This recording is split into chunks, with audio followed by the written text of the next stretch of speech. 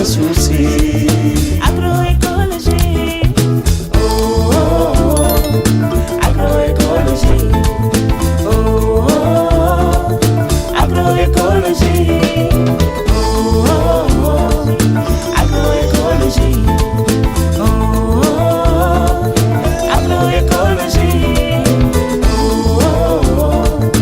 agroécologie oh agroécologie mbay mu sell moom la nit ki soxla dégg naa ñu naan fagaru ma gën faju suuf si ci moom la ñuy nooye. NICE nag ak projet yi nga xamante ni moom lañ fi jotoon def ak FAO ba mu indi lii parce que NICE lii moo ko indi loolu lay xeex projet bi ñu am indi fii ak ñu ko tuddee NICE Nutrition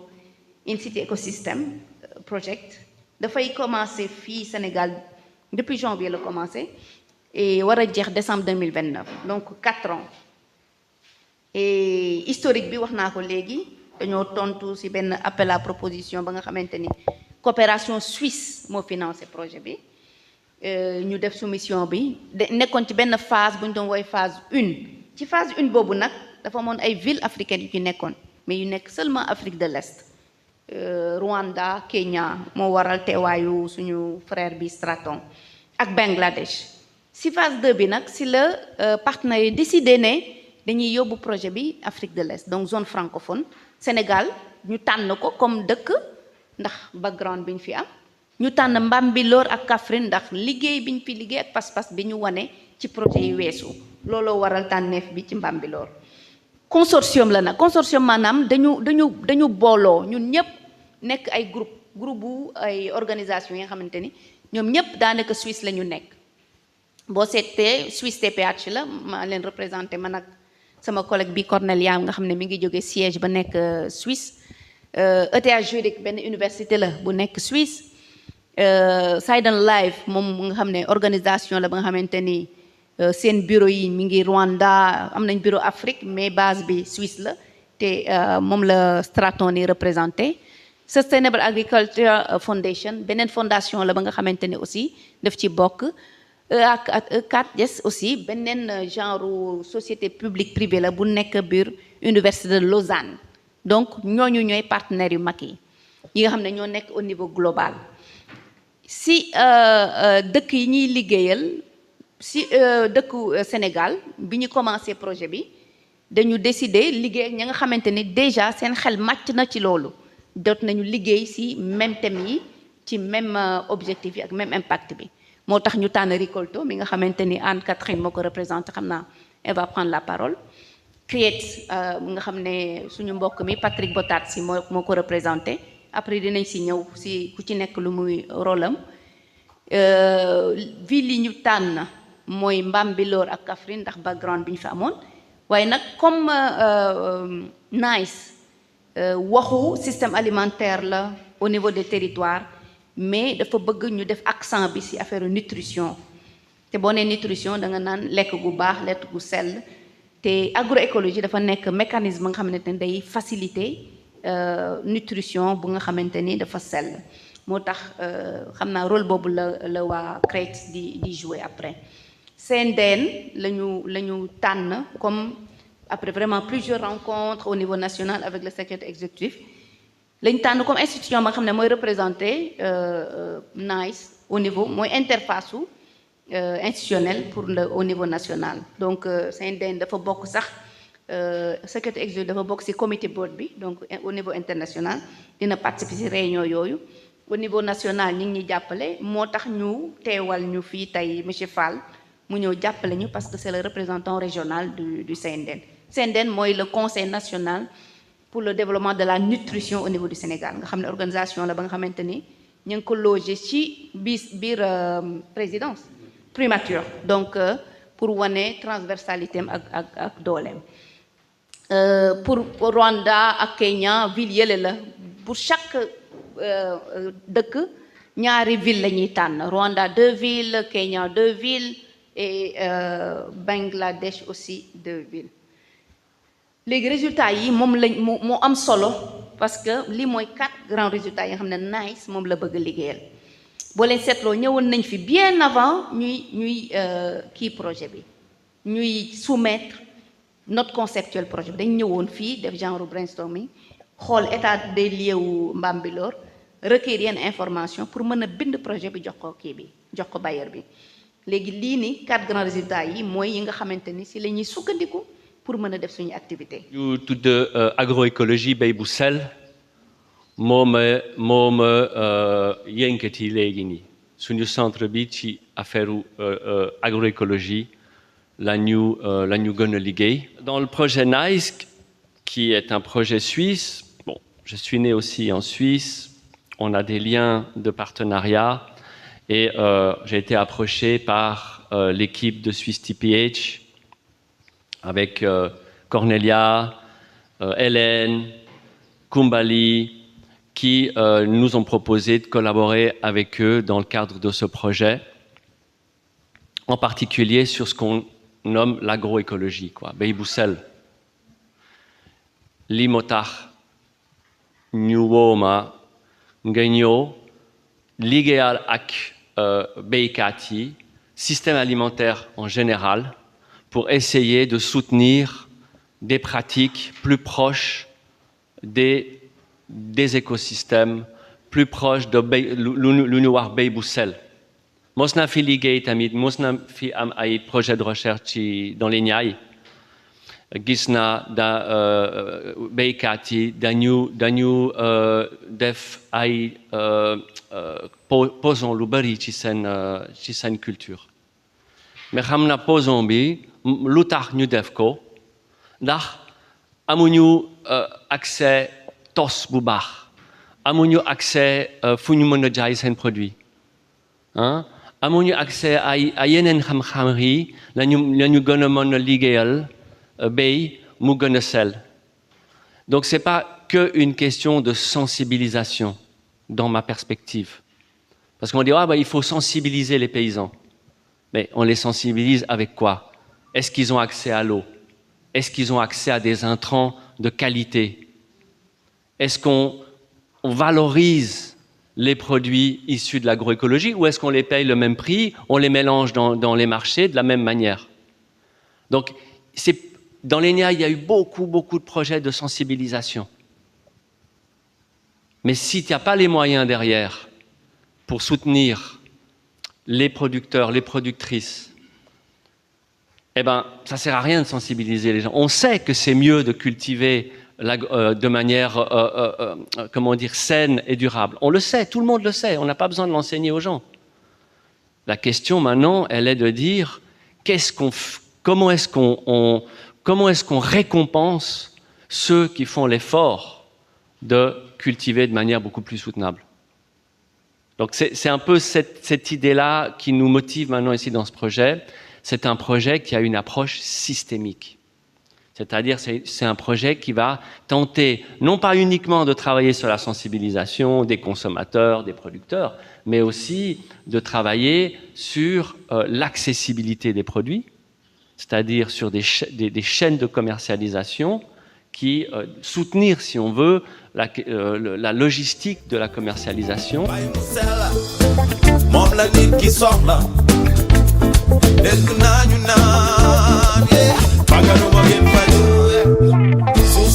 ci moom la ñuy nooye ci moom la ñuy doxe suñ ko yàkkee xaw ma fu ñu jëm.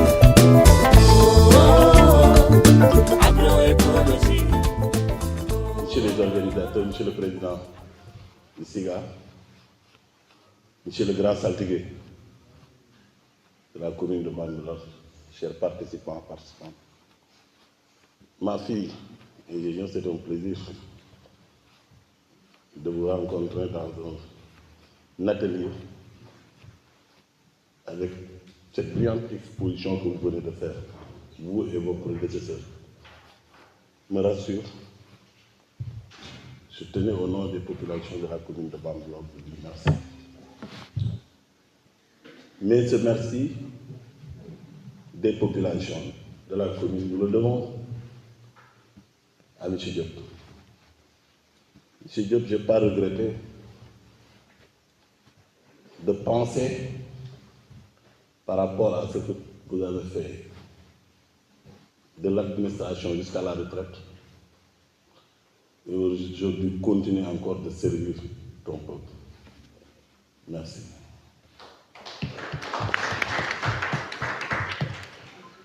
Oui, c'est un homme qui s'est battu corps et âme et qui mérite beaucoup de choses. Cela me permet de vous dire que cette année, M. Diop, il y aura un défilé militaire et civil dans la commune de Bambilor et honorer des hommes et des femmes qui ont contribué à l'émergence de cette collectivité territoriale et vous en ferez partie. Vous en ferez partie, ce n'est pas de vos beaux yeux ou bien de votre, mais vous le méritez. Vous le méritez. Aujourd'hui, les cadres dans la commune ont passé dans vos mains. Aujourd'hui, nos petits-fils, nos fils, nos neveux, nos nièces, vous êtes en train de travailler pour leur bonne alimentation. Et ça, M. Diop, nous ne pouvons que vous remercier. Remercier aussi les acteurs. Oui, si c'était M. Diop uniquement, ces remerciements ou ces fondations ne viendront jamais mettre leurs moyens et leur temps pour le développement de notre terroir. Nous tenons aussi à remercier vous, participants. Oui, vous avez tout laissé. À chaque fois que le besoin se fait sentir, vous êtes toujours à côté de M. Diop. Vous êtes toujours à côté de la collectivité territoriale pour le développement de notre terroir. Nous ne pouvons avoir mieux que la commune de Bambilor. Et cette commune de Bambilor n'appartient pas à Ndeye ni sa famille, ça appartient à l'ensemble des populations vivant ici. Chaque pas que nous faisons de notre côté, vous faisiez votre pas de votre côté. Rassembler ces pas, c'est uniquement l'objectif principal, c'est le développement. Et Inch'Allah, on va développer. Avant de déclarer ouvert l'atelier, Koumbali, merci. Oui. Koumbali, merci, c'est une sœur. Oui, mais je connais l'affection que vous avez à Bambilor. Je connais tout ce que vous faites. Tout ce qui est bien. Tout ce que vous pensez que c'est bien pour les populations du Sénégal. La première collectivité territoriale à penser, c'est Bambilor.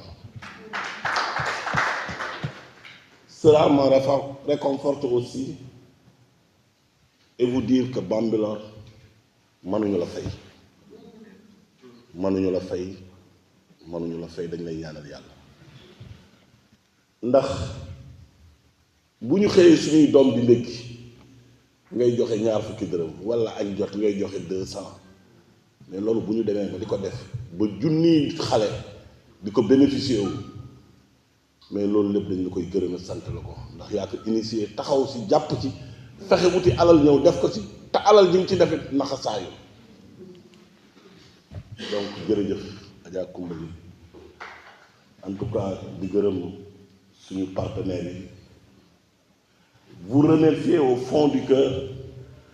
remercier tous les partenaires qui ont mis leurs moyens, leur temps et leur disponibilité pour la bonne marche de cette collectivité territoriale. Et pour terminer, ñaanal suñu doom yàlla la yàlla def mag yàlla la yàlla def mag elle nous a fait pleurer à Thiès. Et c'est ce qu'on attendait de vous. gërëmaat leen bu baax vraiment ci engagement bi ngeen am ci SIGA bi kuréel gu mel ni SIGA ay kuréel bari na fi mais taxawaay bi ngeen ci am jafe na kuréel yu nekk ci commune bi taxawaay yu mel nii di fa am Imam Andoy moo ma xëy oo dama bàyyi nit ñi sama kër ne leen damay dem dama fa bàyyi nit ñi ne leen damay dem parce que mënoo leen a bàyyi seen lépp ngir commune bi ma jiite commune bi te duma bàyyi sama lépp ngir commune bi kon maa ngi gërëmaat ñëpp vraiment di je déclare ouvert l'atelier que vous venez de faire au nom de la commune de Bambilor. Je vous remercie. Oh, oh, oh.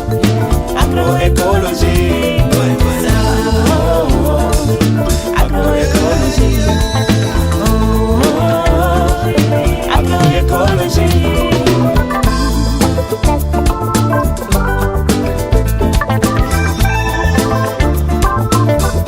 mbay mu sell moom la nit ki soxla. maa ngi tudd Fatou Seye présidente association parents d'élèves école Déni Biram Ndaw Nord maa ngi dëkk aussi Déni Biram Ndaw Nord. ma ñëwoon tey ci activité SIGA bi muy ak activité yu am solo dëgg yàlla bañ fi dalee ñëw ba léegi amuñu ci leen lu ñuy réccu